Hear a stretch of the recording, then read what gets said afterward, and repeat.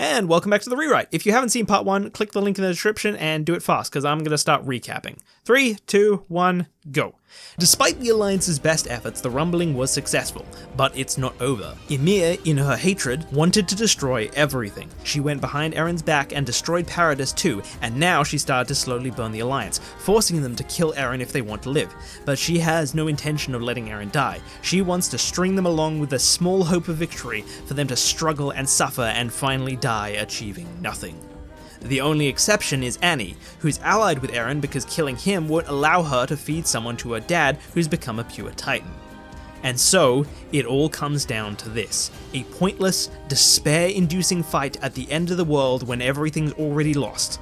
And yet, even with only 4 years left anyway, Eren refuses to give up his life for anyone, even his friends. Finally accepting now just how far he'd go for his freedom, Eren embraces the monster Levi saw in him, and with a cold serenity, he takes Connie's head. Jean, in a rage, chases Eren but quickly loses him in the dust. But then, out of the dust, Mikasa slams into Eren instead. She holds onto his arms and wrestles him. She's still trying not to kill him. How? How could you? She shouts. You're trying to kill me, says Eren. I wasn't. I couldn't. You know I couldn't. But you do it so easily. At least I could tell you cared about Hanji, but now? Was that how you were gonna kill me? Are you really Eren? Eren pulls closer, wrestling back some control. Do you even know yourself who that is? Mikasa pauses in thought. Starting to tear up, she says, those memories. Why?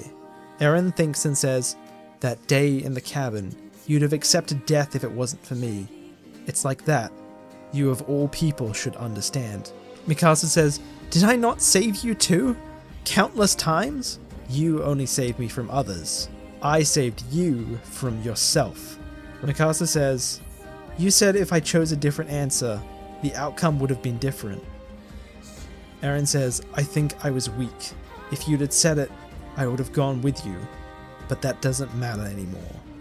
Mikasa pleads, of course it matters. There must be a way to fix this, to go back to how it was. And then Eren's expression goes cold again. You're still holding on to it. The scarf. It's in your front right pocket, isn't it? Even though I threw it away. Do you know why? Eren starts to overpower her. It's because the past cannot be changed.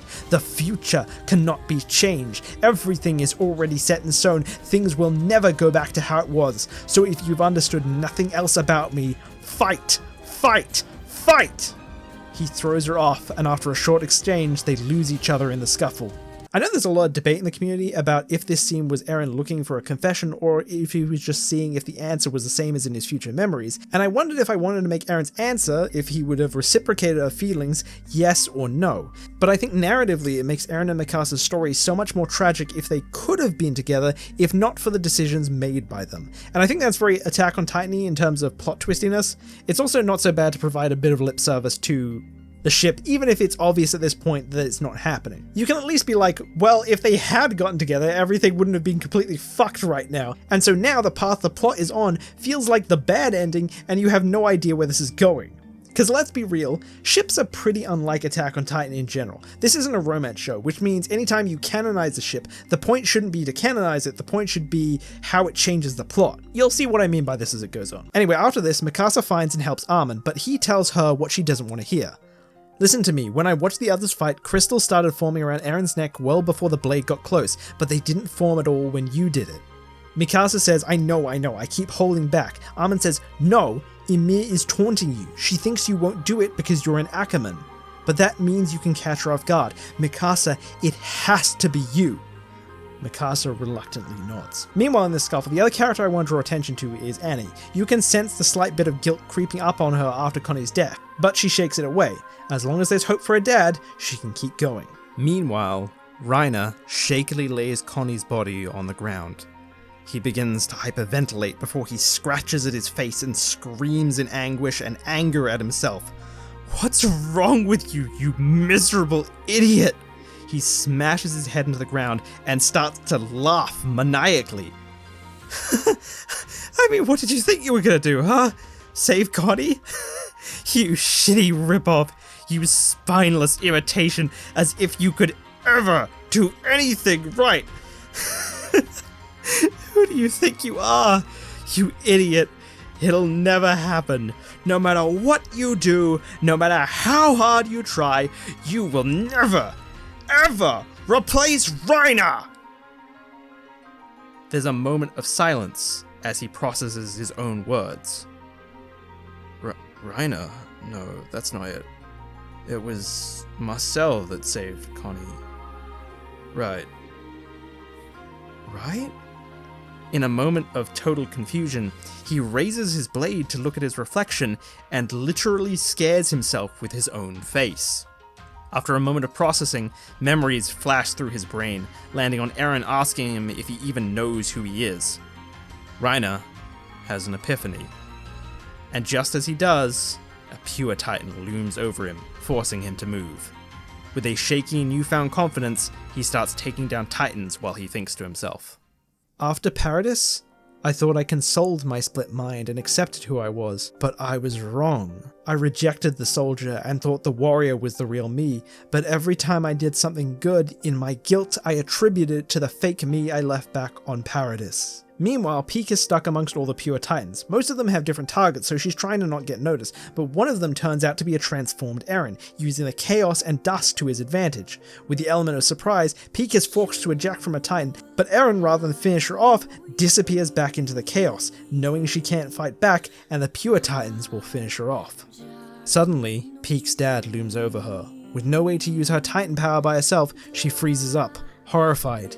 He picks her up. She struggles, but one arm and a leg gets caught in his mouth, and the arm is bitten clean off and the leg is mangled. Again, I love Zeke's Titans in Shiganshina. I love how Pure Titan started as the main threat, but then continued to be relevant all throughout the story. So once more for the road, we get to witness the horrors of Season 1 Pure Titans. Jean, who has lost track of Eren in the scuffle, sees Pieck, kills the Titan and saves her from its mouth, but then Karina, Reiner's mum, looms over both of them. Finally, Reiner rejoins the fight. He thinks to himself, but it was me. It was all me. He kills his Titanized mother, saving Jean, but when he does, he makes contact with her and her memories enter his mind. Not a memory from long ago, but a recent one. Reiner sees his sad, tired face and hears her mother's words. Promise me you'll smile, that you'll forgive yourself. I don't want to die thinking I ruined the hopeful, heroic boy that I was so lucky to have. He sees his sad, tired face say, I promise. A lie. Reiner's tears well up, but he shuts his eyes, shakes the tears away, and opens them again, a look of new determination on his face. He thinks, I'll accept it, both the bad and the good.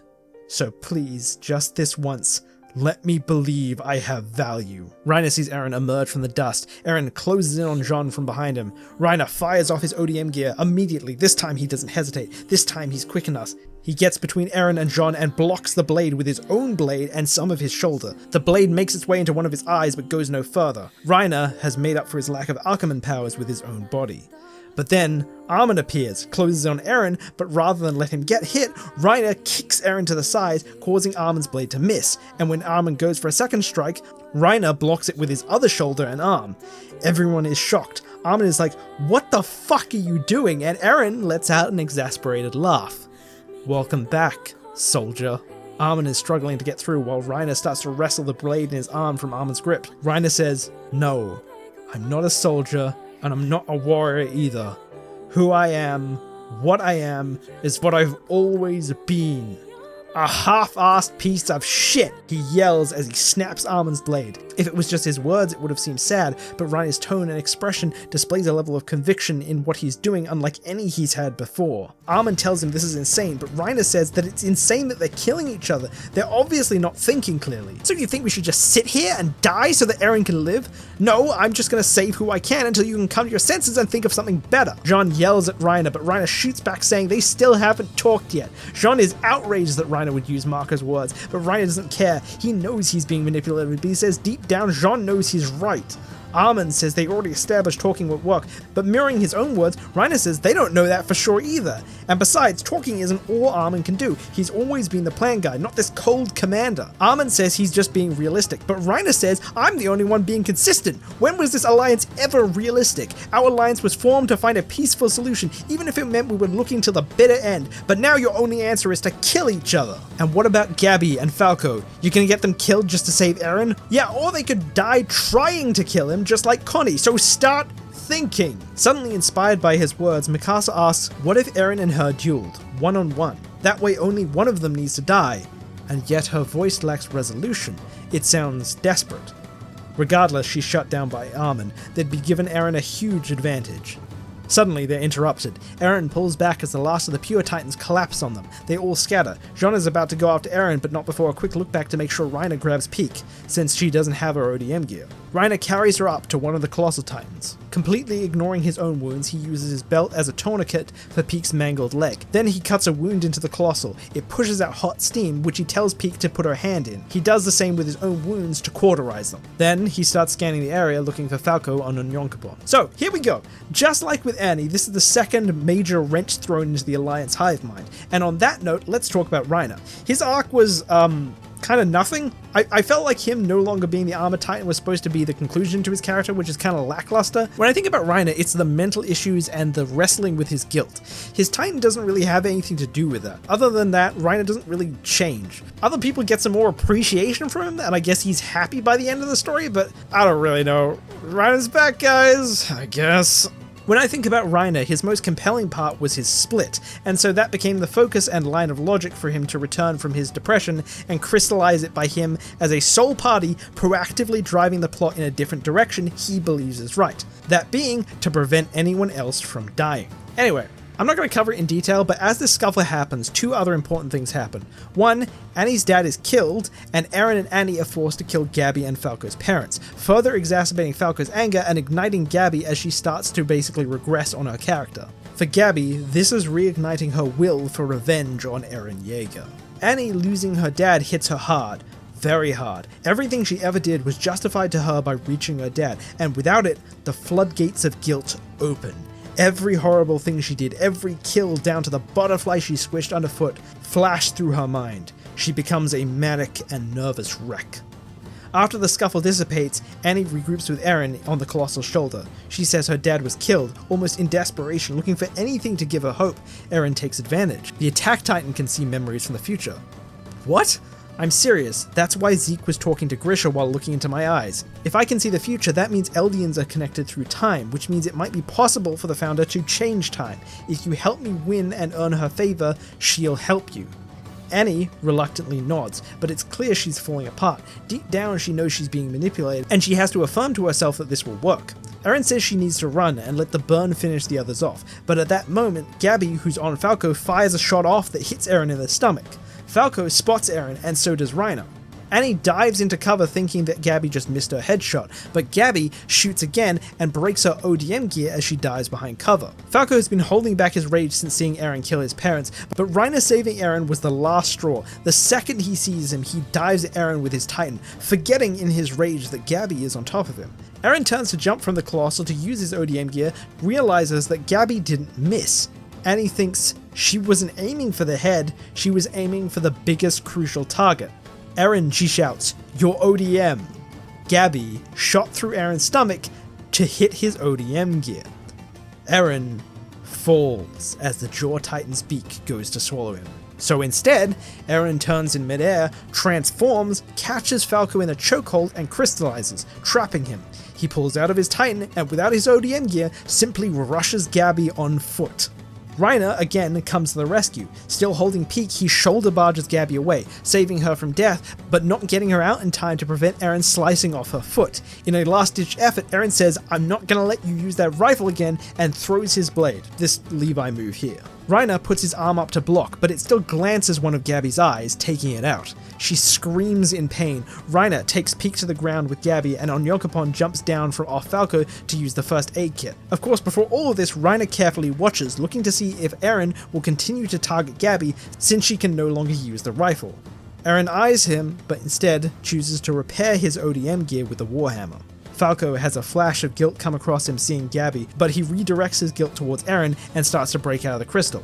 which is also what was stopping Eren from targeting his nape. Eren spots Mikasa, Levi, Jean, and Armin finally homing in on him. Eren tells Annie to get moving, so she transforms again and starts running. Eren quickly grabs on again. Oh, if it wasn't obvious by this point, Ymir is giving Annie and Eren infinite regeneration. More of the Ymir bullshit Armin predicted would happen. Unfortunately, the last of the pure titans that were behind them are now heading towards Gabi and Onyonkopon. Mikasa grimaces in thought, looking back and forth, deciding on something.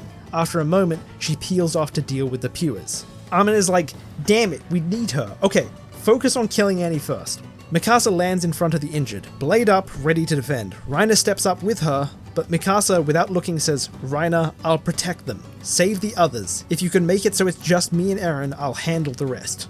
Reiner is surprised, but he nods and leaves while Mikasa finishes off the rest of the pures. When Jean, Armin, and Levi catch up, Annie stops and Eren summons his Titans so they can put their backs together. Eren summons a Warhammer and attacks them from range, forcing them to go in. They start low, taking out the kneecaps, but Eren brings up spikes, catching Jean's arm and bringing him up into the range of Annie's mouth. She keeps her arms up to defend her nape from the others, but uses her mouth to kill Jean. But once again, Reiner saves the day, at the expense of slicing off Jean's arm and getting his own leg caught in Annie's mouth and losing it as a result. Reiner stops to do something about the bleeding. Still angry, Jean says that he didn't ask for his help. With one down, Eren and Annie make a break for it and keep running.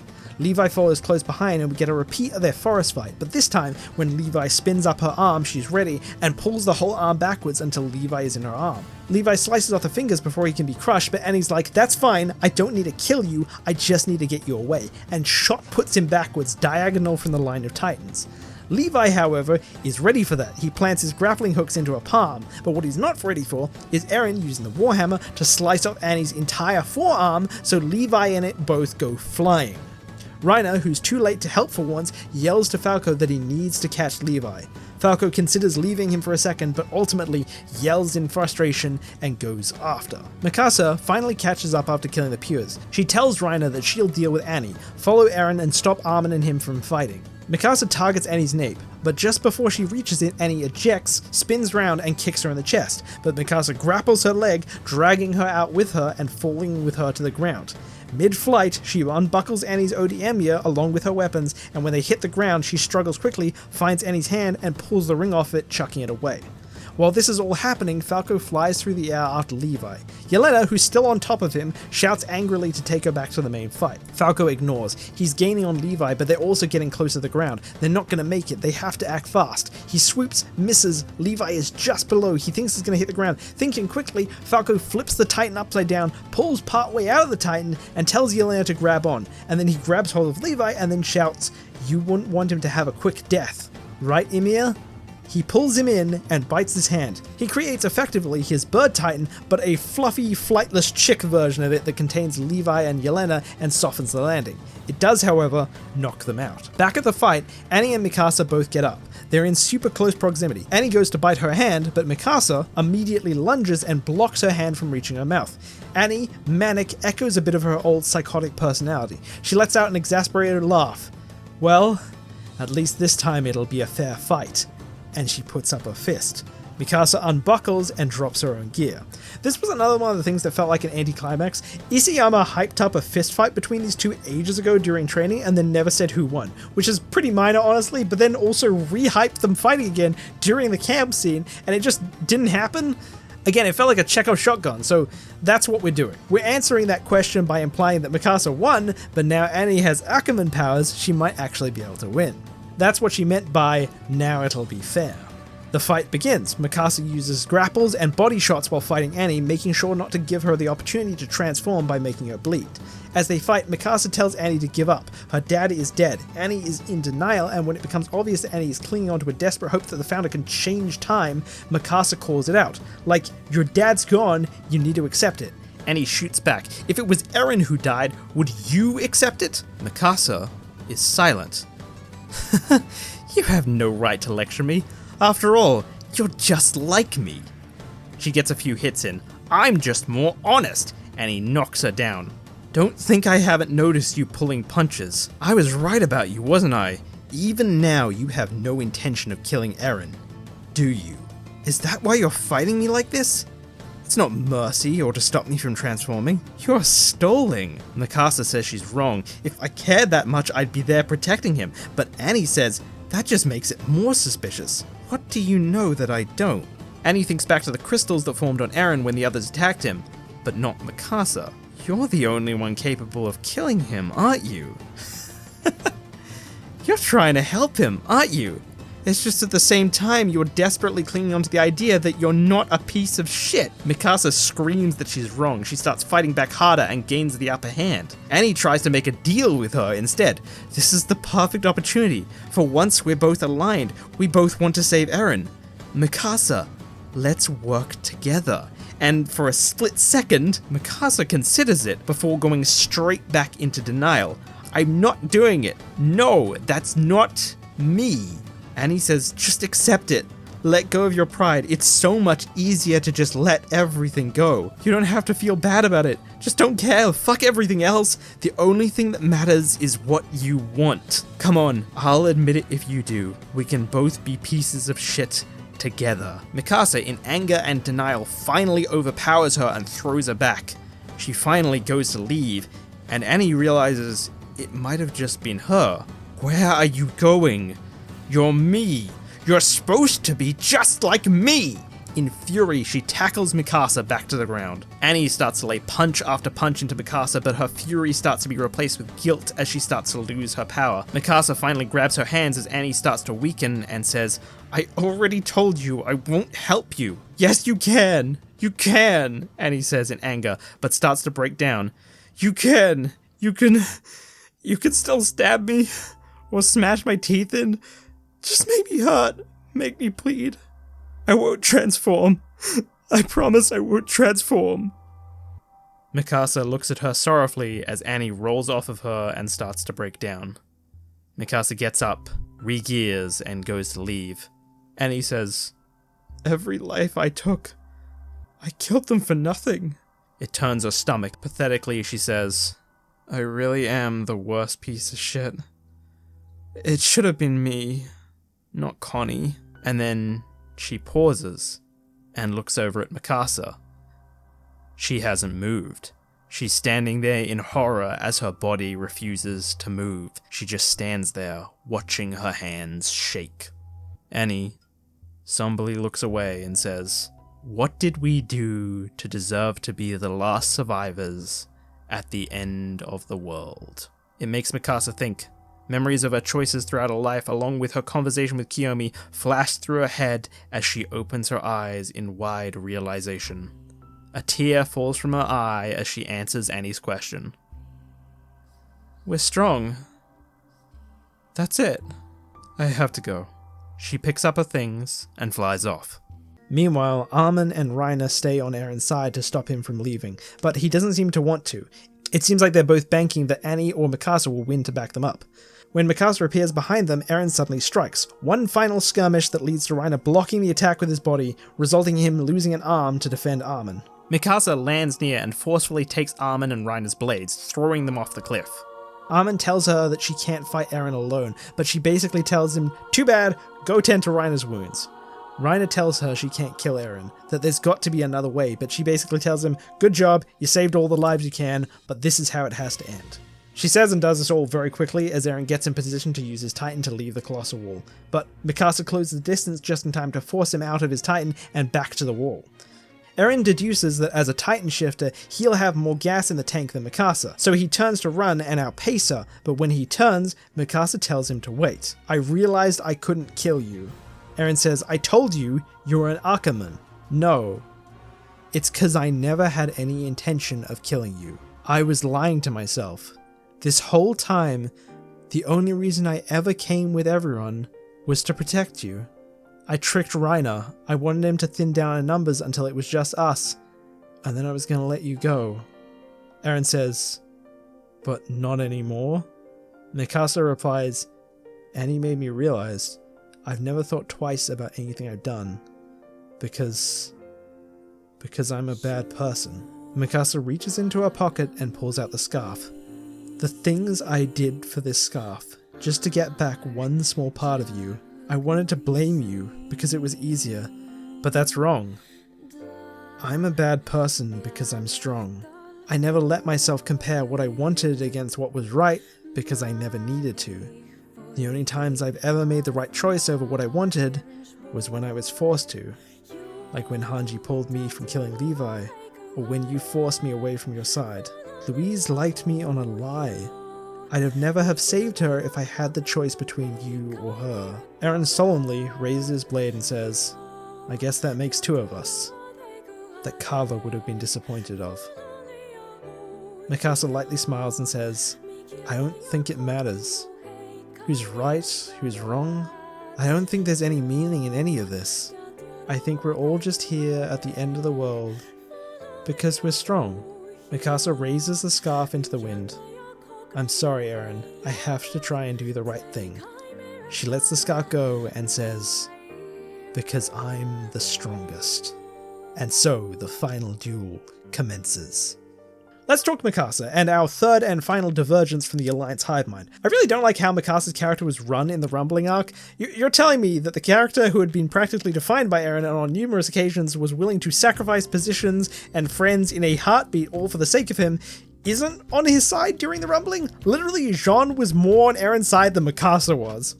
There was a perfectly debatable justification for the Rumbling just sitting there. Why didn't you take that excuse to protect Eren? Why are you helping the people who may be forced to kill him? So instead, I've retroactively changed that so Mikasa deep down had no intention of killing Eren, and she was just in denial of it the whole time until the end when she realizes just how selfish she is. It makes for a good twist, and it retroactively adds one more complexity to this conflict at the end of the world. Also, I was so baffled by the way she treated Louise and how that was apparently indicative of nothing else in the plot. Like, how is this and this the same character? The only way I can make sense of it is that if we consider Mikasa's obsession with Eren her fatal flaw, which very much seemed to be where the story was going. Like, was I not meant to take this as negative qualities of a character that was supposed to be part of an arc? What happened?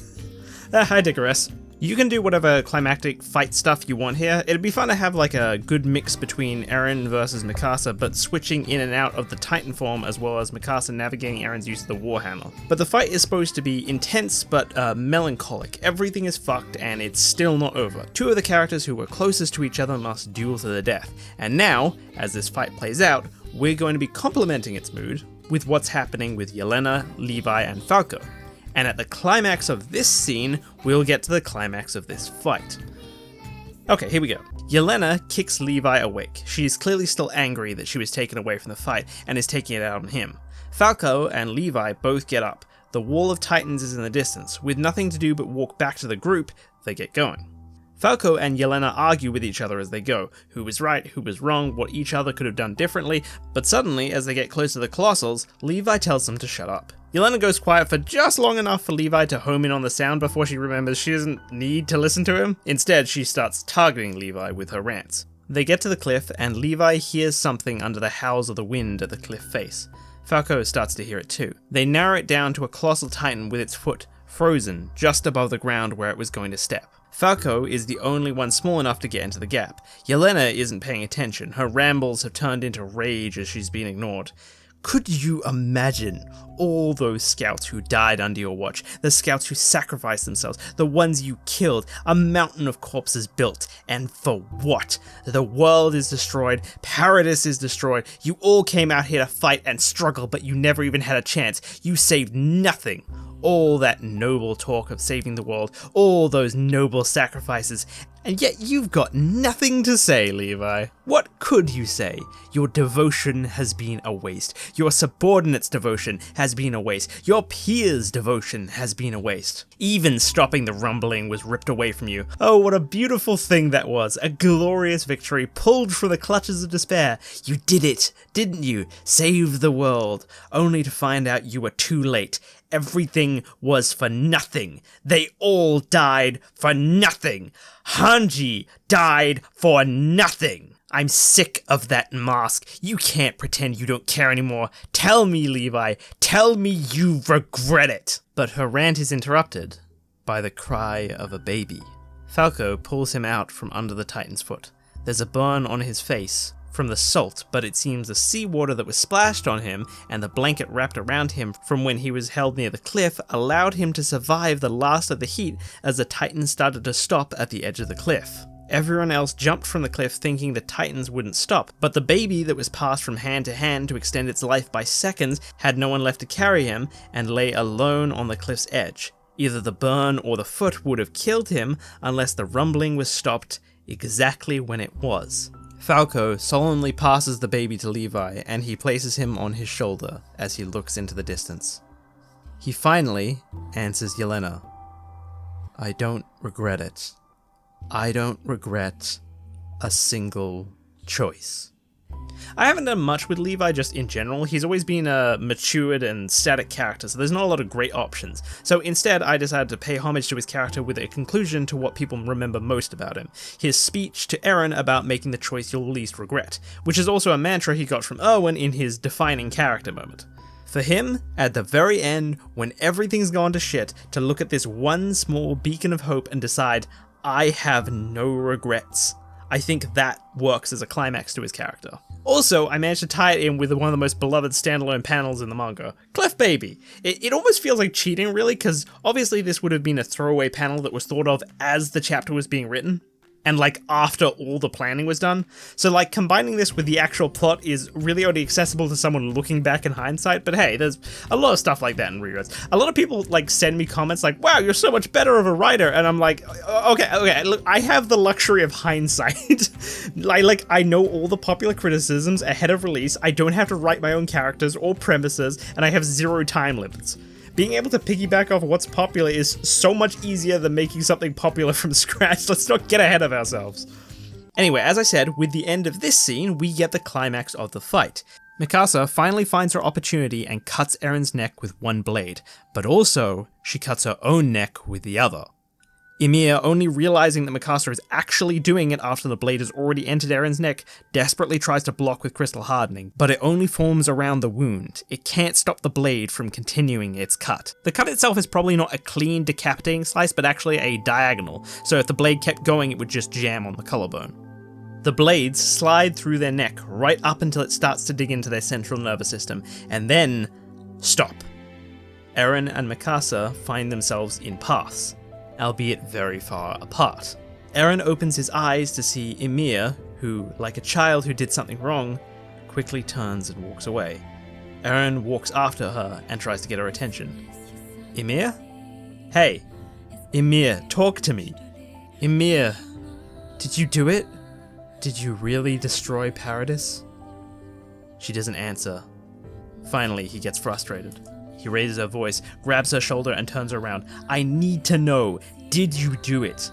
Emil reluctantly nods, and Eren falls to his knees and sobs. She watches Eren for a little bit, and then finally, Emil speaks. Her first words are, do you hate me? Eren looks up from his sobs. He's taken off guard at first, but in reality he's almost dumbfounded by the question. He tears up again as he says, after everything I've said, after everything I've done, how could I hate you? And he pulls Emil into a hug. Emil doesn't hug back at first, but eventually her lost feelings come back to her. But when they separate, Eren sees blood on Emil's cheek. It's not hers, it's Eren's. A bright red line has slowly started to travel across his neck. Can you heal this? Asks Eren. Emil tries to repair it with sand, but it just falls off. She shakes her head, seemingly knowing that it would happen. Emil turns, as Mikasa can be seen walking in from the distance. Emil points to Eren's wound, then to the blade Mikasa is holding, and then to the path tree. The mechanics of this being that Emil can't heal Eren because the blade is in his neck, and it was going fast enough that she can't control Mikasa or Eren and reverse the momentum without the blade severing the spinal cord of either and losing control. So she brought both of them into paths so that, similar to the patch of Armin's clothes, they can throw it into the path tree and split it evenly among every subject of Ymir, allowing Ymir to heal Eren. But because Mikasa is the one holding the blade, the only way to get it into paths is to bring Mikasa in, where Ymir is effectively just a normal girl. And so, it all comes down to this. Eren fights Mikasa, hand to hand, trying to wrestle the blade from her grip, and throw it into paths, which during a messy scuffle he achieves. He grabs the blade, gets a few steps away from Mikasa after throwing her to the ground. The window is tight, he chucks it hard, he watches it until it flies into paths before turning back and shouting to Ymir, "Ymir, vanish her now!" But as he turns, he feels a small hand on the wound on his neck. Ymir heals him, and he can't see Mikasa. He thinks he succeeded until blood appears from Ymir's mouth, and Mikasa pulls her head up from behind her. With blood on her mouth and a piece of her spine between her teeth, she swallows. When Eren threw Mikasa down and turned towards the path tree, Mikasa, rather than chase Eren, switched to the closer target, and Ymir chose to run after Eren and prioritize healing him the second she could instead of sending Mikasa back. Crumbling and cracking sounds echo through paths. Mikasa's eyes change to that of the Founder, and Eren, a subject of Ymir, is knocked out cold by the ripple effect of Mikasa consuming paths. And now that I've said that, I want to just, don't mind me, I want to revel a bit in my foreshadowing, because no one is going to think I put this much thought into this, but I have. Remember Kiyomi talking about Japanese dragons, how they're symbols of beauty and wisdom, and that's kind of becoming symbolic of what Mikasa is becoming? That's what the dragons represent in Japanese mythology. However, in Norse mythology, the dragon is Nidhogg, the one who eats at the world tree. Sorry, no one's gonna catch that, so I had to mention it. Moving on. So, controversial take, I actually like Mikasa kissing Eren's decapitated head. As beautiful / tragic fucked up imagery, I really like it. And I wanted to keep an element of that in Mikasa literally cannibalizing a little girl. I don't think it's as strong, but it's getting there. I also already did a bit of it with Mikasa decapitating herself along with Eren. Anyway, information and time floods Mikasa's mind in seconds, and yet it's imperfect. She gains control of a collapsing path that's beginning to build itself anew. It seems to have a limited connection to the old subjects of Ymir that's slowly degrading, but the information, it's all too much. When she finally begins to somewhat wrap her head around these godlike powers, she tries to focus, concentrate on something, anything to pull her out of this mental tailspin. She opens her eyes, and finds herself looking at herself during the Battle of Trost, when Eren had died and she had just given up. Mikasa realizes she found her way here because she feels the same way. They're both mourning Eren. The younger Mikasa, the person Eren, but the older Mikasa, the idea of Eren she thought was real. In her mutual mourning with her past self, she places her forehead on her own and thinks of the young version of Eren. If only you knew how lucky you were to not know the real Eren. But young Mikasa reacts. Her head starts to throb, and she raises her blade. This again. The older Mikasa pulls back, gears turning. The Titan appears. It bears down on young Mikasa. She isn't moving. What if she doesn't move? What if the reason she moved back then was because she gave herself the memories of Eren now that inspired her to fight? And so she does. And in doing so, she lifts herself up. She has to keep moving forward because she realizes, just like her younger self, she can still remember the idea of Eren she did love. After the two Mikasas work together to save themselves, the dust settles, and Mikasa thinks about what to do next. And then, Armin opens his eyes. He's on the tree on the hill. Eren, as a child, lies with his back against a tree. He naps while a child Mikasa collects wood in the distance. Armin looks up and sees the real Mikasa. It looks like a significant amount of time has passed. She's not older, but her hair is a bit longer and been cut with a blade a few times, and her clothes have been worn down and replaced with something more rudimentary. This is to say, she looks just like the Mikasa in the See You Later panel, just without the scarf. Mikasa looks relieved. She's been trying to work out how Ymir brought them into paths. This is the first time it's worked. She thinks she might only be able to bring in those who are closest to her. Mikasa explains everything up until what we've seen, and then explains that after the moment we just saw, she realized she could change the past and started looking for ways to change this outcome. But here's the catch, she could only give precise memories to herself, and she could only access certain moments, namely those when she remembered the trauma of losing people, which, if you've been paying attention to the fan theories, was all the times Mikasa had headaches. As it turns out, she could actually change the future by giving herself memories, but she couldn't stop the rumbling. When she gave herself memories after Carla died, she was too naive to believe them and internalize that. In the end, those memories acted like a prophecy, and she became a Jaegerist helping Flock win the dogfight. When Eren was taken, she gave herself memories and it caused her to hold back enough for Marley to successfully obtain Eren, but Zeke ended up taking Eren for his own plan, and Eren ended up starting the rumbling out of pure hatred for the outside world instead. When she gave memories to herself during the choice between Armin and Erwin, it changed the outcome by not holding Levi off long enough to convince him, but only accelerated the rumbling as Eren was deeply affected by Armin's death. And finally, when she gave memories to herself when she talked to Louise, she was already too far into her denial and obsession to listen. Instead, in her paranoia, Mikasa betrayed the Alliance and turned them in. Each time a choice failed, she went back to these moments and scrambled her memories at that moment to erase the memories she gave and restore the original timeline. And that's why Mikasa had headaches. It was her, from the future, trying to change the future to prevent the rumbling and then overriding the memories later by scrambling them, which is what was making her head hurt.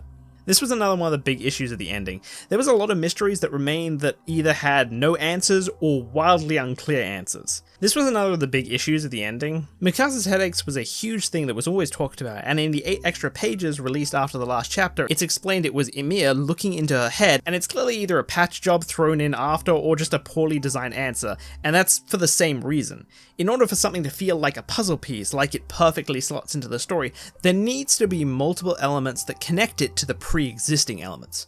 Because there's no specific reason for Emil to look into her memories, nor in those specific moments. The connections between headaches and viewing the world through someone else's eyes is very loose logic, and finally, seeing through someone's eyes has never been established in the narrative, so that element is one of a kind in the narrative and therefore doesn't feel as baked in. It feels like it's been made just for this moment. In contrast, changing memories has been established through Eren, and there's a specific reason for both Mikasa accessing these specific memories, as well as Mikasa getting headaches from something that more clearly would give you a headache. The only thing that's not heavily tied in is why Mikasa can access only moments when she remembers trauma. It's a bit oddly specific, and you can kind of tell my excuse is, parts is mysterious, fuck you. This was actually kind of a general problem with the ending, and it's why it didn't feel as tightly written. A lot of the things came out of nowhere with no ties to anything that came before, and when they did, they often didn't even connect to themselves very congruently. Like, Emil loving King Fritz. That idea is basically not connected at all to anything Emil has done. Like, she looked at him kissing a girl once, that's it, that's the closest you get. And then Mikasa breaking that love? Why her? Why did you not run into someone else who could do that in 2,000 years? Or like Eren killing his mom. In concept, it's the same plot twist as the Grisha plot twist. An event in the past actually turned out to be Eren. But the difference is all in the connections. Attack Titan seeing the future is well established. Eldian and thus the founder can view memories in general, therefore you can interact with the past. Meanwhile, Grisha's character actively makes more sense by being manipulated by Eren. He says himself he's a doctor and he's never killed anyone before. It can also only be used in this moment here, so it doesn't disconnect itself from the rest of the narrative. Meanwhile, the Carla twist uses an entirely disconnected concept. The founder can control titans across time, and that in itself disconnects itself from the rest of the narrative, because there's like a million different ways you could have used that to better results. So instead it's like, well, the future and past happen all at once, so he has to do it, but then that just disconnects it from Eren's character, because unlike manipulating Grisha to get the founder, there's no reason he'd even want to kill his mom, so there's no reason this would happen instead of all the other potential options in the first place. It's just kind of a mess. With Grisha, everything lines up. With Carla, it's like, wait, but why though? But that's what made AOT feel very tightly written, its elements being logically connected to other elements in the plot. After Mikasa expended all her options for changing the future, she found she could access only one more moment in time. This moment here, under the tree. Because it didn't match the others, Mikasa theorizes that she could access it because this was the last moment in time Emil accessed. After all, if Mikasa can influence time, it was probably the 9th of Emil that strove for freedom, trying to control memories to influence who would be the next Attack Titan.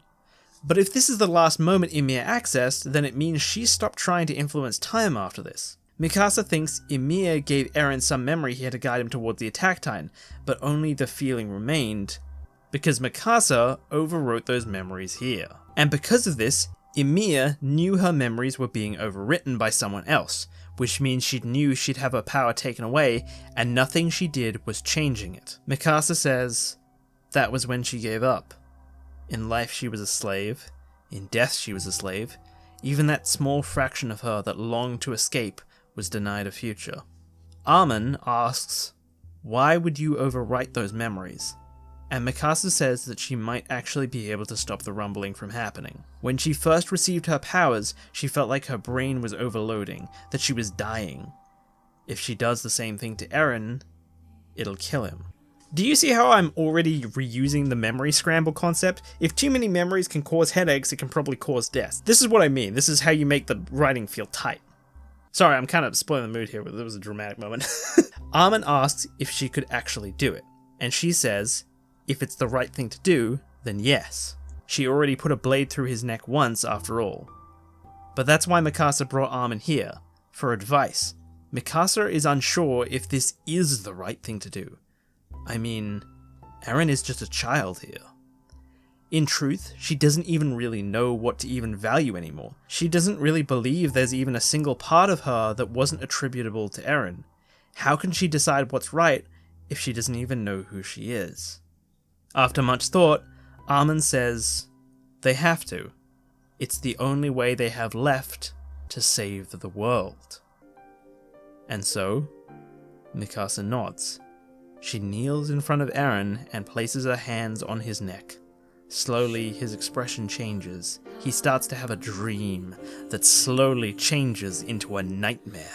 Mikasa puts on a brave face that slowly turns to pain, but she pushes through it. She has to do what's right. She doubles down, her grip gets tighter as she consoles herself. As tears start to well in her eyes, she says, this world is so cruel. And then, something red catches her eye. She looks down, and the scarf is back around her neck. The younger Mikasa that was collecting sticks up until now noticed Eren having a nightmare and knelt down in front of him to see if he'll wake up by himself. Visually, this puts the scarf around Mikasa's neck. The real Mikasa remembers the last half of the phrase, her own mantra, her own identity. As she thinks and gains more resolve in it, she begins to finish the sentence. This world is so cruel, but, and she yanks her hands away and pulls back. She regains her composure as the younger Mikasa begins to wake him up. See you later, Eren, says the older Mikasa as she picks herself up. Armin starts to get annoyed. What are you doing?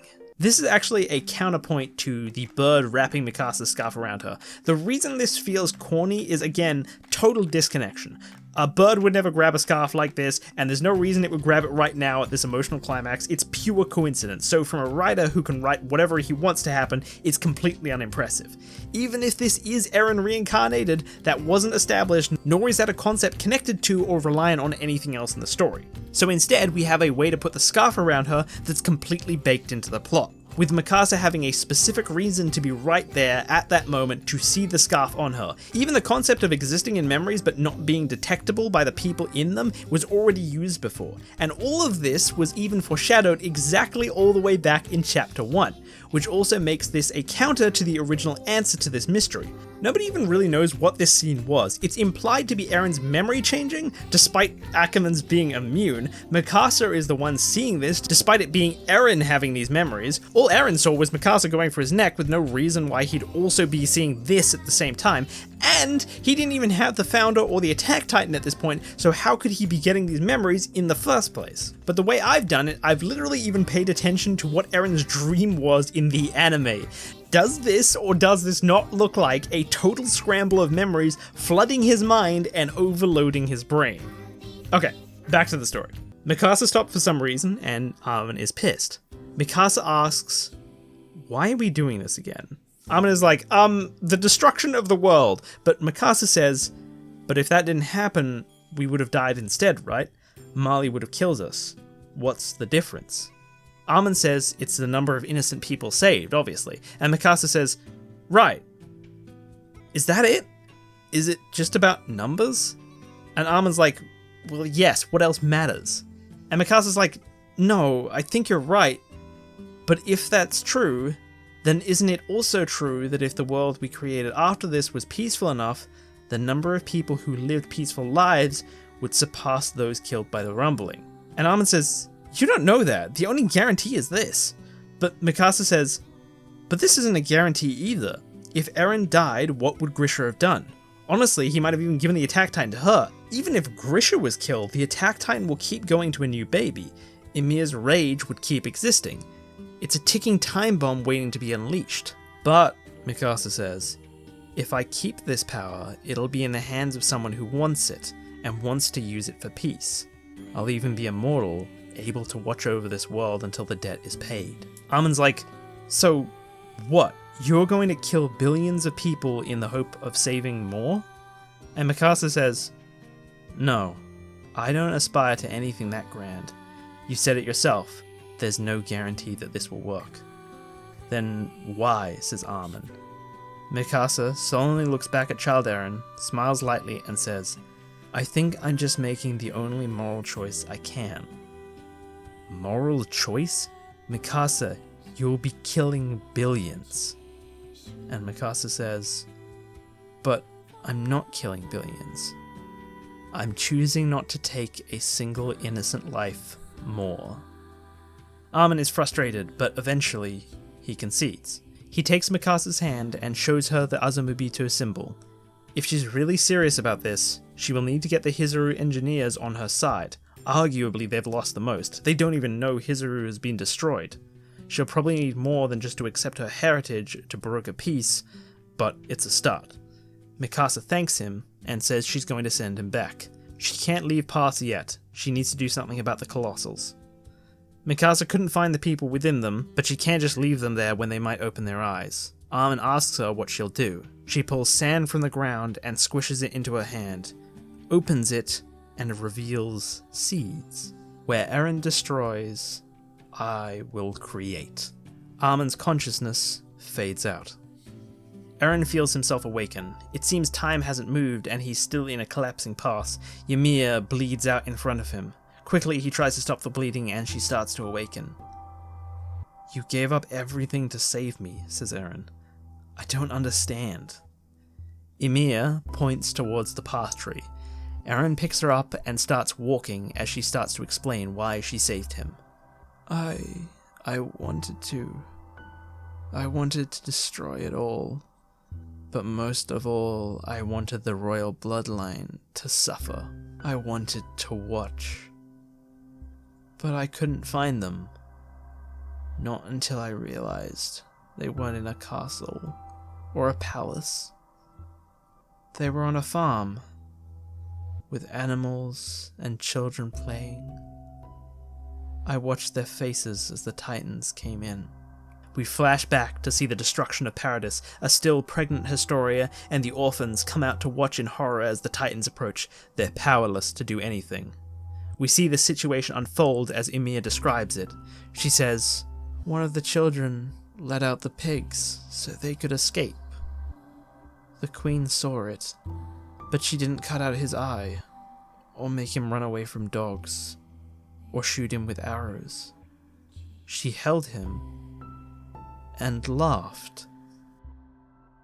I wanted to go to that farm, so I spared them. We see the Titans split upon approaching the farm and go around. Eren stands just outside the path tree, just comprehending what she said. He falls to his knees and bawls, holding her close. Ymir says, after she did that, she slowly started to remember how to feel and realized why she wanted to spare them. That's why Ymir sacrificed herself for Eren. Writing Historia is really difficult. She's a million miles away from the conflict and pregnant. But this is actually one of the few I managed. Through her kindness, she not only unknowingly saves herself and the farm, but unknowingly saves Eren as well. This actually used to just be Historia hugging the kid that let the pigs out, but I realized I was actually just doing the same thing the original did. Where it's like, really, across the whole world, no one else overcame their love and killed their parents for the greater good? It'd be super coincidental for this farm to be the one place Ymir spared, because it just so happened to have a kid free the pigs. But then I realized I could have a kid free the pigs as a direct reaction to the rumbling, and Ymir can home in on this farm specifically because she's connected to Historia through her royal blood. Also, the farm is literally already established to have farm animals and orphans. It was perfect. Anyway, after a moment of Ymir not really understanding why Eren is crying, she indicates to him to lift her into the path tree. She says goodbye, and he holds her dying body into paths. She disappears. And before paths can collapse completely, Eren steps in himself. And this is the end of the path segments. Annie, who's been lying in the dirt, accepting her fate, realizes that the burn on her face has stopped. At a total loss of what to do, she runs. She just runs. We switch scenes again. Yelena looks at the baby in Levi's arms. She grows quiet. Levi walks over and hands the baby to her, saying the burn will kill them, but since Yelena doesn't have the burn, she must take care of it. She holds it, but she's reluctant, like, what do you expect me to do with this? But she sighs and accepts. She looks at the baby and thinks of the last moment she witnessed of Zeke. Then, the burn stops. Levi asks for the baby back, and Yelena says, "No, it's okay," lightly smiling at the baby. Perhaps understanding Zeke's choice a little bit more, finally realizing what could be more important than saving the world. Finally, we go back to Mikasa and Eren. They both hit the ground, their blades in the neck gone. Eren is still waking up. Mikasa thinks to herself, moves further back along where she came from, and jumps from the cliff. Using her ODM gear, she looks around. The rocks at the bottom are covered in bodies, and out to a certain point, it's effectively a sea of blood. She finds what she's looking for. She pulls a red scarf from a sea of blood. "I'm sorry," she says to the corpses. She doesn't wear it though. She just wrings the blood out and puts it away. When she gets back onto the cliff, she sees Armin. He's given Reiner what first aid he can, but he needs to be taken to Onyonkabon. Mikasa goes to leave, but Armin looks ominously in the direction of Eren. Armin asks if Mikasa would stop him. Mikasa says she can't make a better world by controlling people, but she thinks that whatever Armin does, she'll trust that it's the right decision. She leaves, and Armin moves further up. Armin kicks Eren awake. He stares at him with fury, waiting to hear what he says. After he comes to his senses, Eren, just off the back of finding out Historia's alive, smiles. "This is perfect. We can finally have peace, Armin. The outside world is gone. Emil isn't trying to kill us anymore. We no longer have any reason to kill each other. We're free, Armin." "What part of this is freedom?" "What do you mean? No one's trying to kill us anymore. Nothing's stopping us anymore. We could just go home and pretend none of it ever happened." Armin twitches in anger. "Right, Armin?" says Eren, and Armin loses it. Armin starts beating the shit out of Eren, but Eren instinctively is about to fight back, but then he doesn't. Armin punches him hard and Eren falls back a few meters from the cliff face. Eren starts trying to appeal to Armin, even though he doesn't believe it himself. "Don't you understand, Armin? The cycle of revenge, born from hate, is finally buried underground. We finally have peace. Real peace." But Armin says, "Don't give me that bullshit. I saw it. When I killed Pixis, I saw it." We see a flashback to some of Pixis' blood hitting Armin in the face. His eyes widen as he sees a memory. Armin says, "You acted like it was naive to think humanity would be united by a common enemy. So why the hell would you think peace would be so easy to achieve as just killing every enemy? I know you. You're not stupid enough to think you wouldn't just make more enemies." This catches Eren off guard. He tries to protest, but Armin says, "Don't bullshit me. Don't pretend this was some heroic cause. You did this to save yourself," he yells. It cuts Eren deep, affirming his own worries. But he says, "That's not true. I did it to save you too." But not even Eren is sure if he means it, and Armin sees it. Fuck this. Fuck all of this. He grabs Eren by the collar and he forces him towards the edge. Eren tells him that even if it's not why he did it, it doesn't change the fact that no one else needs to die. This is still their only chance at peace. Armin shouts, "You don't even get it. There is no peace. In case you didn't notice, everyone hates you, including me. You don't think we don't want you dead? Now the only thing that's preventing peace is your existence. So what about I do it, huh? Sacrifice your life for the sake of peace." He pushes him up to the edge. No more bullshit, no more high moral excuses about cycles of violences and doing it for other people. Give me one good reason why I shouldn't throw you off this cliff. But when he tries to hold him off the edge, Eren finally grabs his arm so he's not dangling helplessly. His pacifistic facade breaks as he pulls himself up to Armin's face and answers his question. because Historia is alive, and her child is mine. So yes, if it wasn't obvious, I like the Eren and Historia ship. I think it had better chemistry, it would constitute as a plot twist, and so better for Attack on Titan as it doesn't just affirm your expectations. And finally, hear me out, what the fuck do you do with Historia? Like, I can do stuff with Mikasa's character. She's in the conflict, she's able-bodied, and she has a projected arc that I can play into with all the characters around her. Again, Historia is a million miles away, with no other named characters, and is pregnant. At the very least, if there was a trick to her pregnancy, that she became pregnant because she wanted to, and not because she had to live, like this panel originally implies, it means Historia didn't end her character by regressing. By having a child with someone she wanted to, it means she took her own life into her own hands and chose to live for herself. Likewise, fully allying with Eren in the rumbling, as this implies, does the same thing, and just like Eren, it makes scenes like this. I'm starting to get sick of humanity. I say let them get wiped out by Titans, and if that makes me an enemy of humanity, so be it. Just as retroactively impactful as scenes like this.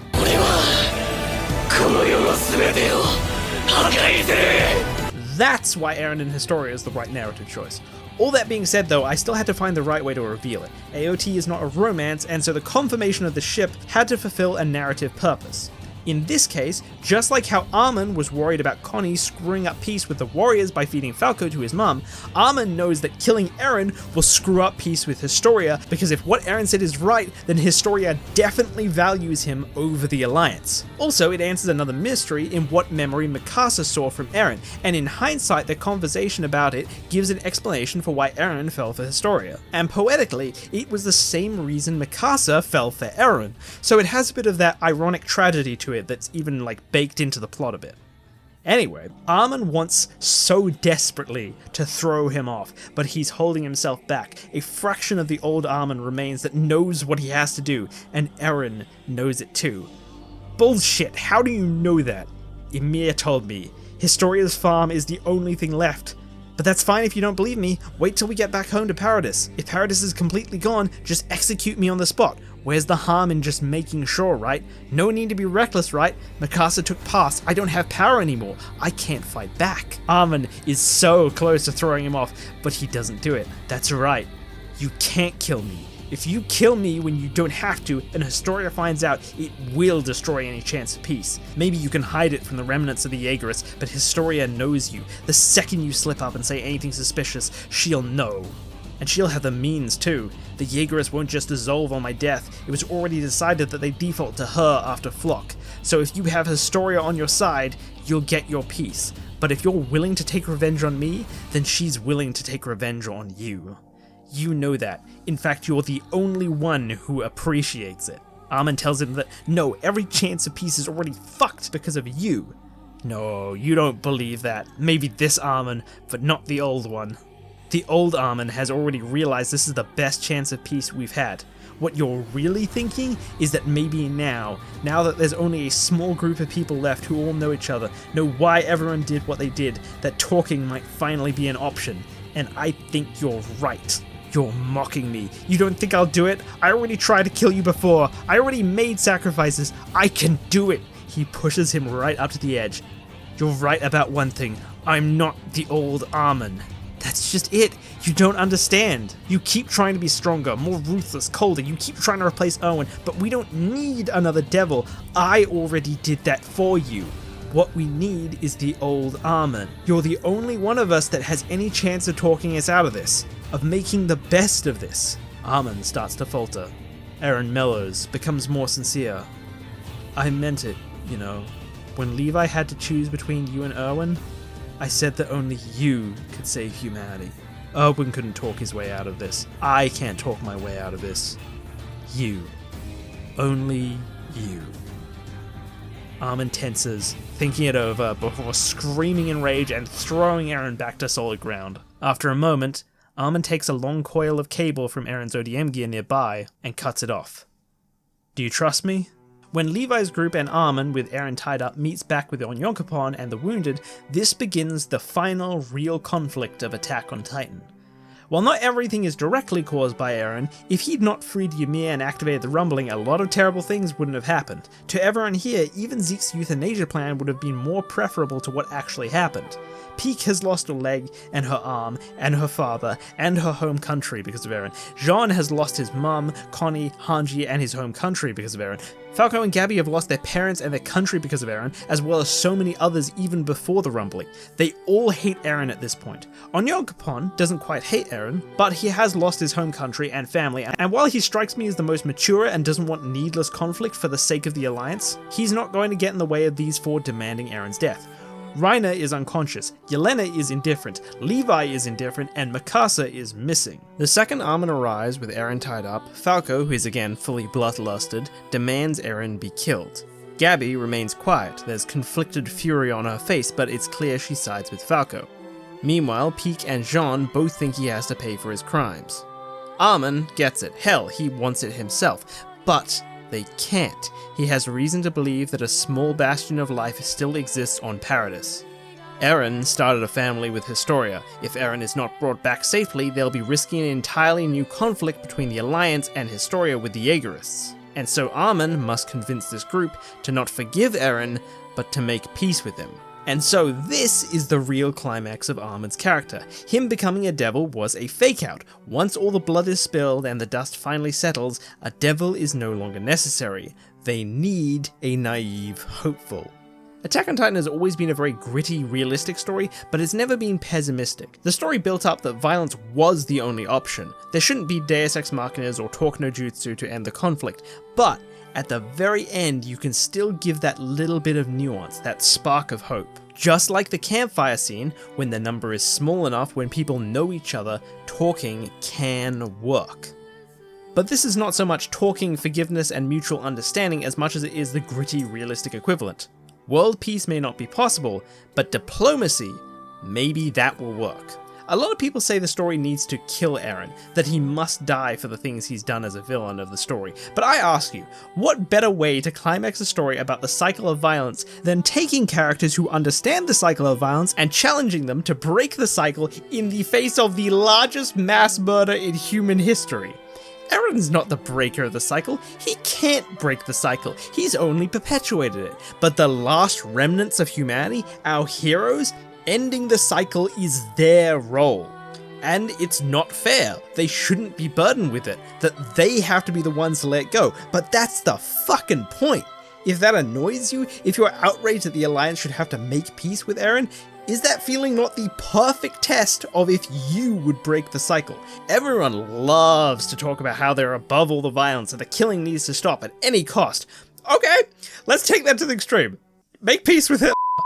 See, it's not so easy now, is it? But that's the hypothetical I'm presenting. Make peace with the evil mustache man and the killing and violence will stop, or take revenge and it continues. Those are your only two options. What do you pick? Are you capable of giving up revenge for the sake of peace? Anyway, at first, the group deny killing Eren will result in conflict. Historia won't even know, but Armin argues that hiding it is a massive risk. Like Eren said, Historia knows them enough to know when they're acting suspicious.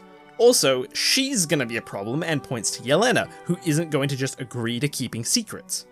Also, Armin argues, what does it look like to Historia and the Jaegerists if the rumbling was complete but Eren didn't live? You think they'll believe us that we killed him right at the end? It already looks suspicious. Bringing Eren back guarantees peace between us and the Jaegerist remnants.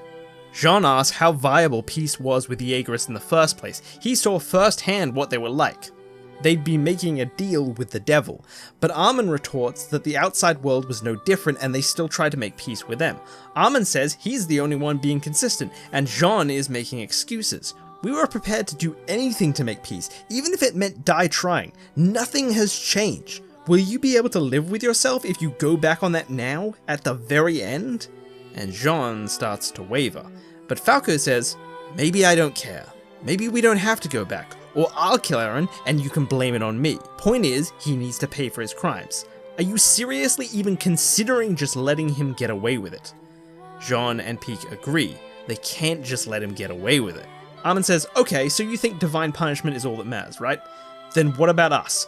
I planned the raid on Liberio and blew up the port. I killed thousands of innocents. What about Peak? She turned the entire population of Rakugo a village of innocent civilians into titans. Speaking of, Jean shot a thunder spear at you, a child, just to kill Peak.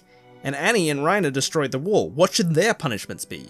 Falco stutters. That was different. But Armin says, the only difference is the degree. I blew up the port because I felt like I had to. Maybe there was another way, but if we didn't get Eren back, we would have been defenseless from Marley.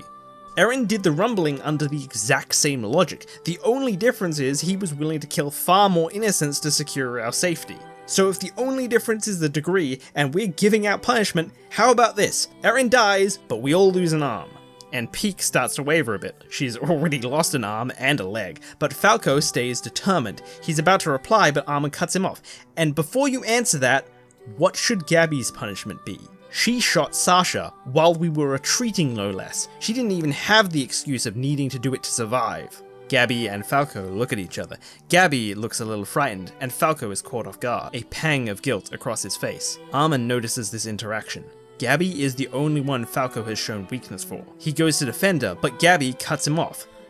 Armin is right. She does deserve punishment. She's still full of rage, but guilt too. She says if that's what needs to be done for Eren Yeager to die, then she'll do it. Take her arm as divine retribution for Sasha. What's one more piece of her? She already lost an eye and a foot. At this, Jean finally backs down. Damn it, no, we're not doing this. I'm not gonna cut arms off children for this. Do what you want.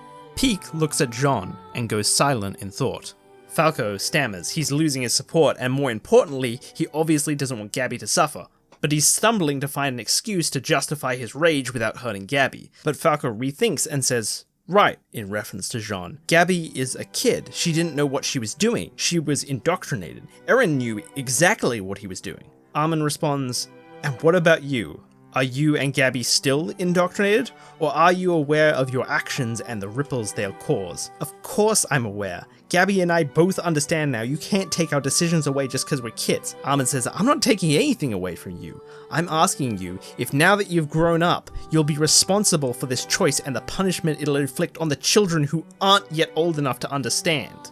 You want the punishment to go easy on the kids, but you're not the only kids involved in this. You might want to kill Eren, but what are you going to say to his kid in 10 years when they ask why their father had to die? Also, did you know Historia cares for a whole group of orphans on her farm too? Out of the goodness of her heart, she gave them a home. What happens to them when this one choice spirals out of control? Even if it doesn't, what if that child, pointing to the one held by Levi, is split from the other children simply because of this feud between adults? Do you have any idea the ripple effects that will have over generations? If we want any chance at lasting peace, it won't be good enough just to keep to ourselves.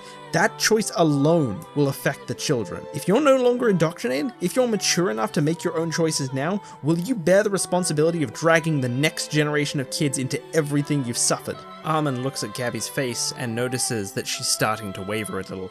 Peak thinks about her father and finally concedes. What am I doing? I'm sorry, I was bitter. My father was all I had. All I wanted was to show him Eldia had a future. The last thing he would want would be for me to squander it to avenge him. Fine, I'm out. But Falco only gets more frustrated. He goes to retort, what part of it don't you get? I don't care. I don't care about any of this. No one cared about me or who I loved this whole time. All that time I tried to be good, but now the second I finally want payback, now I have to be a good person? Fuck that. And at this, Gabby, who's been watching Falco, starts to waver even more. It's like looking into a mirror of her past self. The guilt and self-hatred is starting to tear her up. Armin notices this. So Armin ignores Falco and directly looks at Gabby. Isn't that what Mr. Brow said? We keep wandering in this forest, making the same mistakes over and over. At the very least, we have to get the kids out of the forest. Don't we?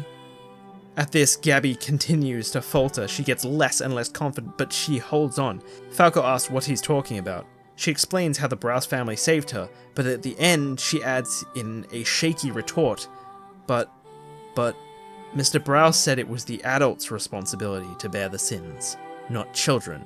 And Falco laughs. He tells Armin, then you've already failed. You already got us wrapped up in this. Why should you get to decide when it stops? You said yourself what atrocities you committed. The only one who should get a say in it is us.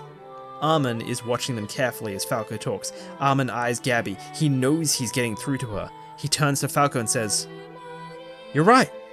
You're so right." It takes Falco back a bit. "You were innocent in this and we dragged you into it. We couldn't keep you out of the forest. We didn't even try, and because of it, you accumulated all that hate. The same mistake over and over. It's already too late for us to change anything. The only ones who can make the choice to stop anymore, the only ones that even have the right, is you." He looks at both Gabby and Falco. He takes the blade from his ODM gear and hands it to Falco. Gabby watches Falco. She's conflicted, but Falco isn't. He steps up to Eren, his anger and resolve building with every step. Eren looks up. This wasn't part of his and Armin's deal, but even when tied up, he can still fight back. He gives one last look at Armin, but he reads his expression. Trust in the plan.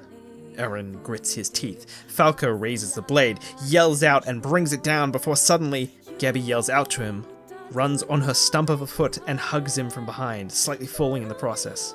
Falco stops. Gabby cries, "Please, no more fighting. I can't do it anymore. I'm so tired." He halfway turns around to look at her as Gabby bawls into his chest.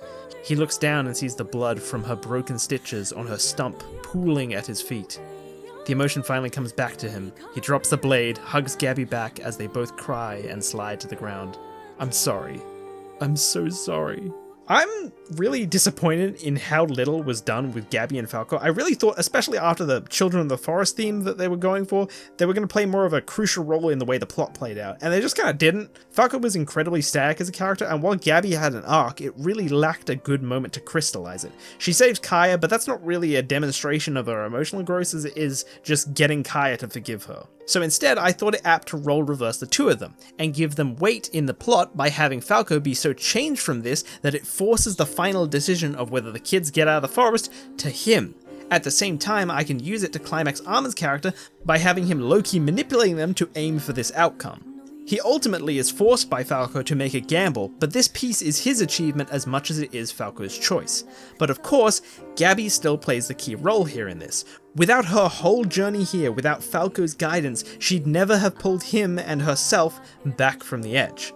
I absolutely adore Gabby's character. She's competent, she's got a unique personality, world builds Marley's propaganda, plays a brutal role in the plot and themes, and she's a great parallel to Eren. Gabby letting Eren Yeager live is, I think, the perfect conclusion to her character. Her defining character moment was centered around wanting to kill Eren Yeager, just like how Eren wanted to kill all the Titans at the start of the series. But when she finally gets what she wants, the journey has changed her so much that she takes the weight of the world on her shoulders as the only one who the only one who can get through to Falco, and she breaks the cycle. Anyway, with all that now said and done, Armin releases Eren and says he will give the Survey Corps their final mission. Everyone looks in curiosity. He says, "We failed to save Paradis, and we failed to save humanity. Every sacrifice made in our name amounted to nothing but a single life saved. But I ask you, what does that mean to the Survey Corps? Failure has always been our legacy, and yet we always pushed on. Why? It's because the wings of our banner don't represent freedom. I couldn't think of anything more hypocritical. Our wings represent hope. Even in the darkest hour, when monsters bear down on us, when there's no gas left in the tank and everything is broken, the only thing that remains of us that can never be destroyed is hope. A single child saved is not defeat. It's hope. One that will be passed from generation to generation until our failures here is nothing but a shadow of what came after. That has always been our way. So this is my final order as leader of the Scouts. Put down your blades, drop them off the edge, devote your hearts, not to the Scouts, not to me, not to Eren or the Jaegers, not to killing the Titans or the enemies over the seas. Devote your hearts to the children, to the future. Dedicate your hearts." A gust of wind blows over the cliff. A moment of tension. Everyone is a little unsure. Armin maintains his expression. Onyonkopon speaks up. "I'll do it. I've lost just as much as anyone here, but nothing can be done about it now. The only thing left for us is the children, the future. In that sense, I think we got lucky. That's a far greater cause than most. I'll gladly dedicate my heart to that." There's a small pause and then, "But I'm not Survey Corps, so I can't really speak for you. He's interrupted by a loud thump. Reiner, half unconscious, dedicates his heart with his only remaining arm. Jean says, conscientious piece of shit. Reiner raggedly replies, it's the only way and you know it. We just have to keep moving forward. Jean sighs and dedicates his heart. Levi smiles lightly and dedicates his heart. Eren nods at Armin and dedicates his heart. Peak sighs and says, I'm not really Survey Corps, but what the hell, and dedicates a heart. Onyokopon shrugs and follows her, along with Gabby and Falco. Everyone here, except for Yelena, dedicates their heart. They walk up to the edge, and they drop their blades. And suddenly, there's a bolt of Titan lightning over the cliff. Everyone's like, oh, what the fuck now? But then, out from the water, rises a dragon.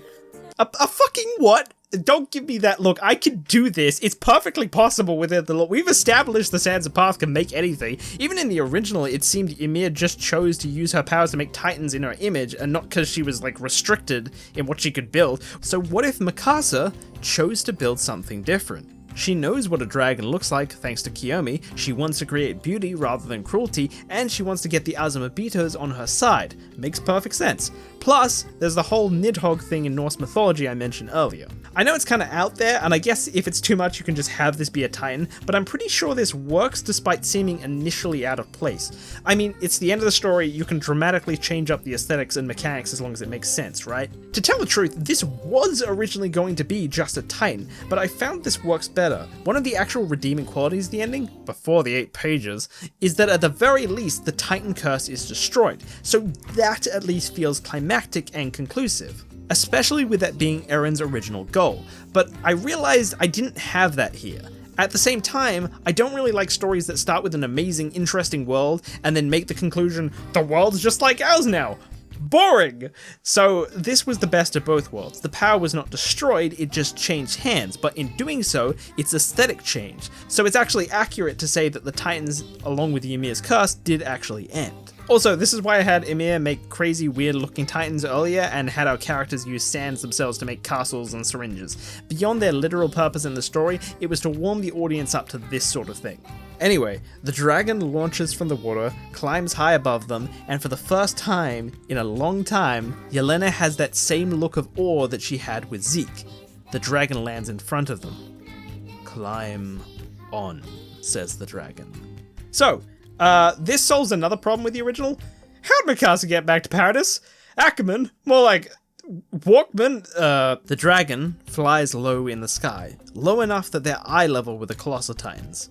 The Alliance watch the Colossals start to open their eyes, and eventually, they start marching again. As they do, their bodies sprout with seeds. Grass and flowers grow in them as they move. With each step, they leave a trail of greenery in the turned soil. Actually, the seeds and the eyes opening could probably happen, or start to happen during Armin's speech. That might be a nice touch. But the walking begins now. Eventually, the dragon catches up with Annie, who's still just fucking running. The dragon lands in front of her, forcing her to get on. Annie gingerly boards, not sure what's going on, but when she looks at Falco, the guilt overwhelms her. She begs for Falco to kill her, but he tells her to just sit down. Annie is inconsolable. Armin leans against her and says, I can't forgive that weight on your soul. I don't have the right. But I can share it with you. As they travel, Onyonkopon looks at the baby and asks, do you think he'll believe any of this? Eren asks if they should even tell him, but if not, what will they tell him? Yelena says, you'll tell him the truth. I'll make sure of it. They all look at her. Yelena seems to have softened. If you lie, I'll tell him. No, more than that. After Zeke died, I had no stake in this. I'm the closest thing you have to an unbiased party. She puts her hand on the dragon. The truth is, all I ever wanted was to bear witness to something great. So I'll do it. I'll get accounts from all of you, and I'll make something future generations can trust. I will write your history. This seems like a good conclusion for Yelena. She's always been a jester-type character, one who observes the plot, especially after she lost her purpose. But in seeing things through to the end, she found something to observe that was more interesting than what she expected. I don't want her to stop being a fanatic, that's kind of what made her interesting, but changing its focus to Mikasa and what comes after this creates a unique but hopefully satisfying resolution to her character. Meanwhile, Eren watches solemnly the bodies of Connie and Hanji, wrapped up and brought with them. I should mention this dragon is built in such a way that facilitates holding passengers and cargo fairly safely. Anyway, Eren looks at the bodies, and he leans lightly against Reiner, who's sitting next to him. Reiner has been sleeping a lot. He has lost a ton of blood, but he wakes up a little. Eren says, "If I forgave you for breaking down the walls and killing my mother, would you accept it?" Reiner says weakly, "Probably not. I don't think either of us have that right." Eren looks away solemnly, but after a moment he says, "I think you're too hard on yourself. Not me, though. I won't regret it. I just did what I had to survive. We all did." Reiner says, "Then why do you seem so sad?" Eren ignores him and says, "Deep down, I think you know it's true. That's why you saved me too, when you could have just saved the others." Reiner says, "I can't forgive you, Eren. I don't have the right." Eren scoffs. It's unclear if that was what he was really asking for, but he accepts Reiner's answer. "Then, can I thank you?" Reiner's eyes open a little in surprise. "If it wasn't for you, I really would have killed them all. I know it means nothing coming from someone like me, but to me, you really did seem like one." "Seemed like what?" says Reiner weakly. And Eren says, "A hero." "Reiner? Reiner?" Reiner's body falls over. Eren and the others look at his face. There's a big warm smile across it, but he's gone. So originally, I wasn't going to kill Reiner. The consequence for his actions was originally just going to be he lost significantly more limbs than any of the others. It's sort of my policy to not kill characters at the end like this, but that's actually now running up against one of my newer writing theories, that being connection, and there's a much stronger connection between Reiner using his body as a shield and actually dying from it than him just losing those limbs. Especially when compared to the rest of the cast who also lost limbs, just a lesser amount. Reiner made a different choice from the rest of the cast. It's much better if that results in a different outcome entirely, not just a more extreme version of the same outcome. It also makes what he did more heroic in retrospect, and it works as a much more organic self-sacrifice that's actually baked into the plot, and not just arbitrary like Hanji's original death. Especially because it demonstrates, yes, many of the Alliance would have died if not for Reiner saving them, because Reiner died as a result of trying to. The big part of my problem with this kind of death is also closure, but Reiner is debatably the one character who can find closure in death. And people predicted it for ages that he would have a heroic death, and to be honest, I don't think that that's really closure, but he lives long enough to see he made the right choice, and even get what he always wanted. Without even trying to this time, he went out as a hero. You can add obligatory Alliance crying over Reiner scenes here, not really going to cover that, although I will make a specific note, Eren doesn't cry, but he does look depressed as fuck, even more so than when he was watching the bodies. Later on in this journey, after that's done, we next cut to the Azumabitos floating in the sea in their life rafts. The dragon tells the group to hold on. It dives just under the water's surface and then dramatically rises up in front of the Azumabito engineers. After a moment of shock and awe, the dragon speaks. "I'm sorry. The rumbling couldn't be controlled. Hizuru is destroyed, and Paradis along with it. I failed you. Now all that's left is us and a small bastion on Paradis. The Azumabito begin to mourn. I couldn't save your homeland. But I don't want you to seek revenge either, so instead I have an offer. If you vow to renounce war, I will give Hizuru the power of the dragon so this will never happen to your people again." Mikasa begins to pull herself out of the dragon.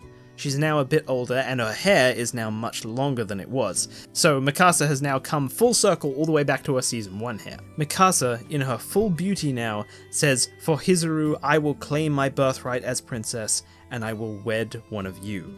Recognizing Mikasa and finally putting to the pieces together about what's happened, the Azumabito bow down and accept her.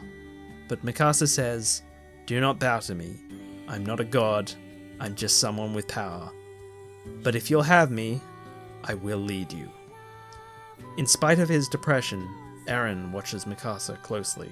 Kiyomi smiles. Mikasa actually fulfilled her promise. She returned the dragon to Hizuru. But a question lingers. Kiyomi asks Mikasa, "Are you really okay with this? I know how much you'd be giving up by promising to marry someone from Hizuru." Mikasa smiles lightly and says, "It's okay. I want to know more about who I am." We cut to the engineers riding the dragon. The baby is handed to Kiyomi. "I'm sorry, we scoured the cliff where the rumbling stopped in case there were more, but this is all we could save with your sacrifices." She takes the baby. A tear falls from her eye, but she smiles. As they finally start to reach the small bastion on Paradis, Annie talks to Armin. She doesn't know how she'll go on without her dad. There's no point in her living, but Armin asks why she didn't lose it like this when she first found out her dad was probably dead. She doesn't know. Armin explains she lost it because of guilt, not a lack of bonds. Even without her dad, she had bonds. That's why she spared Armin in the female Titan arc, and why she returned on the Flying Titan. Armin says your guilt will ease, and as it does, I think you'll realize that you have more bonds to live for than just your dad, and in time she'll have even more. This dialogue is overlaid as they return home. Annie looks over the farm, and she sees that Hitch is alive. Similarly, Gabby and Falco light up. So is the Browse family. As the dragon comes down, the farmhouse stirs with activity. Historia, still weak and recovering from her birthing, pulls herself up and comes out with a few of the remaining Jaegerists at her side. They don't understand the monster, but they see Eren on its back and assume he's a prisoner.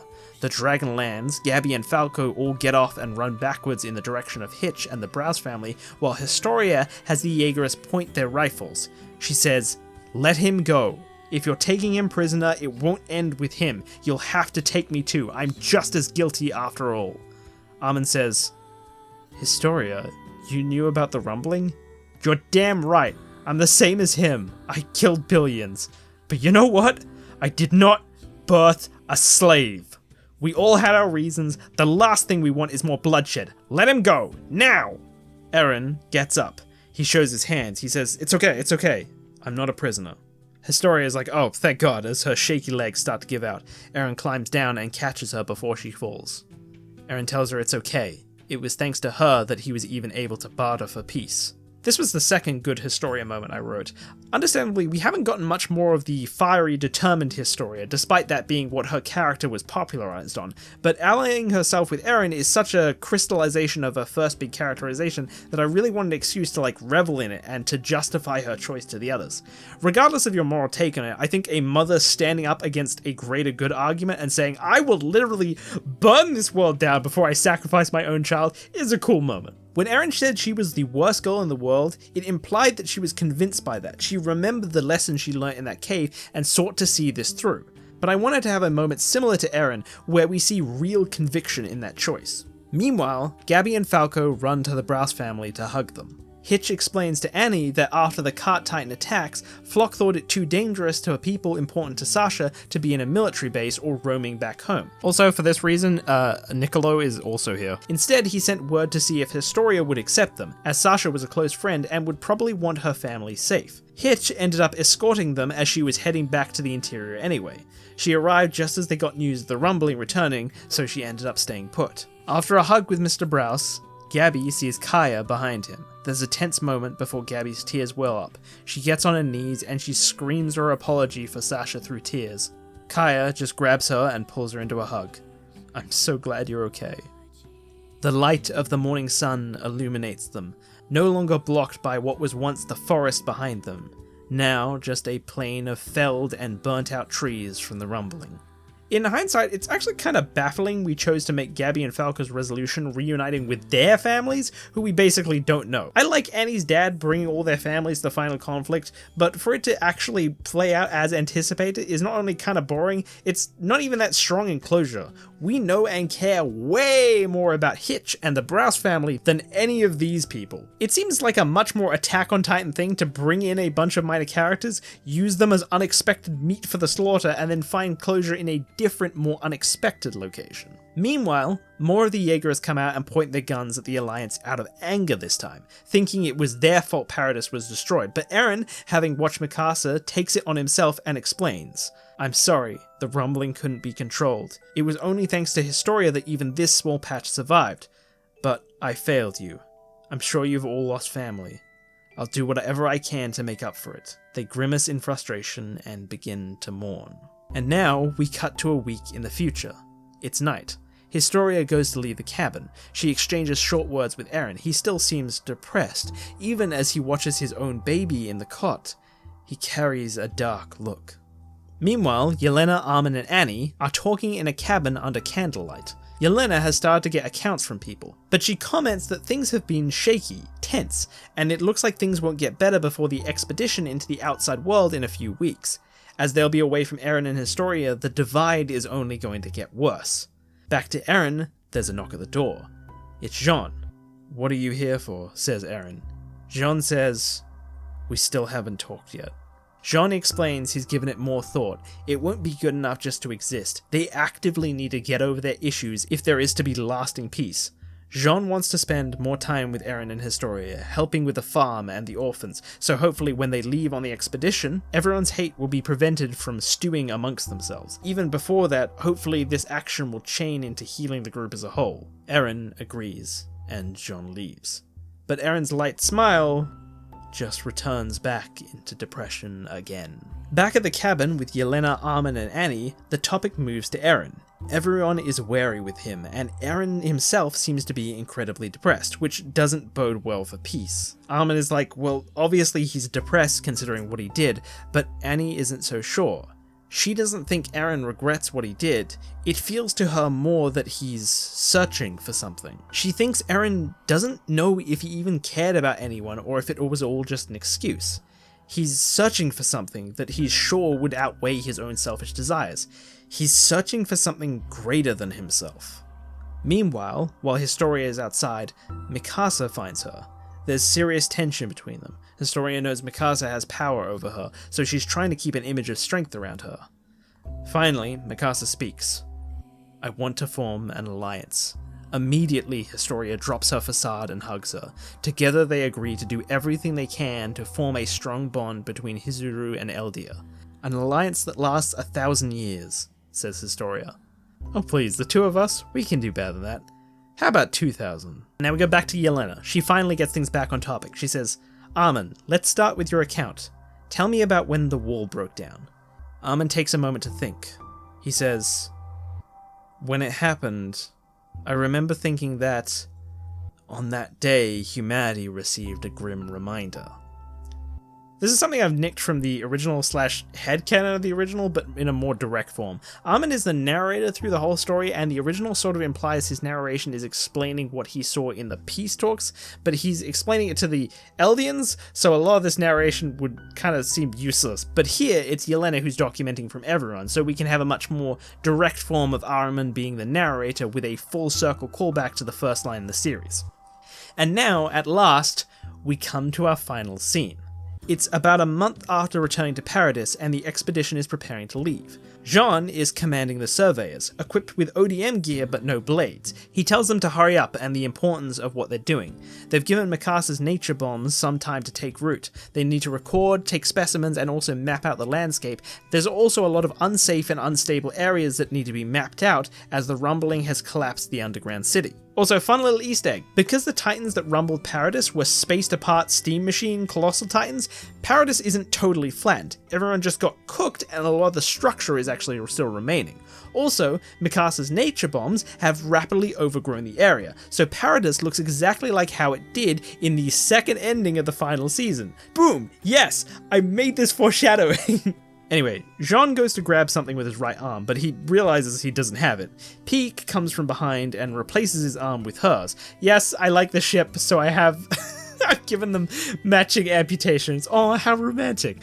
Armin is waiting in the wagon to go. He's recording flora from around the area in a book, drawing up the outside world in a way very reminiscent of the book he had as a kid. Gabby says goodbye to Cliff Baby, who's in the current care of Yelena and Onyonkabon. Gabby tells him he won't have to worry about the burn scar on his face. The other orphans won't make fun of him. After all, he'll look just like his cool big sister. Eren and Historia stand back as Jean puts out the final call to leave. Mikasa looks at Eren. She thinks back to when Eren tried to kill her, the blade slicing through her hair but not hers through his. She tenses up in anticipation, gets up, and walks to Eren. They seem awkward, like it's been a long time since they talk. Hey, before I go, I meant to give this back to you.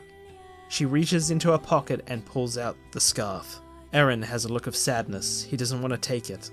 Mikasa says, I realized it was wrong to throw it away. After all, it wasn't mine. Eren is silent for a moment, and then he mumbles something.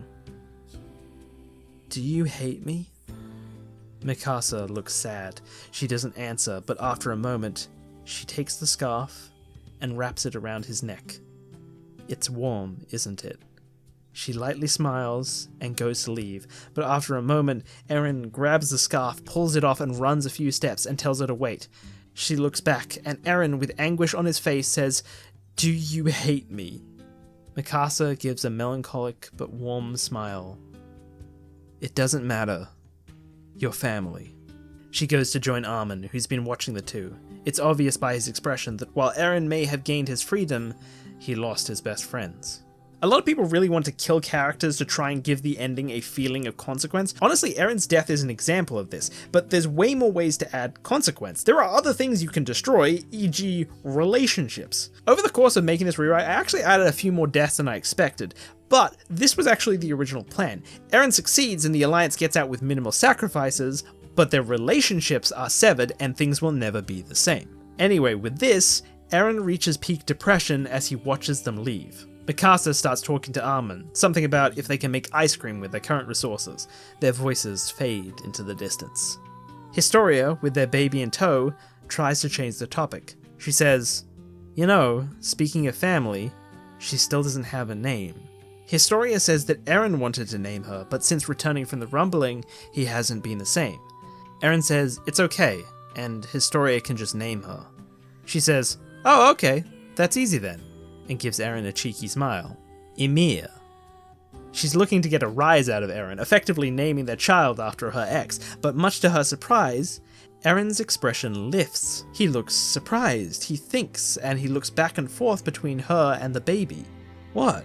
Eren explains about Emil, how she wanted her dying body to be taken into paths, how she wanted to go to this farm. Eren didn't understand until now, but Eren's expression lights up for the first time in a long time, but it's almost one of fanaticism, not true happiness.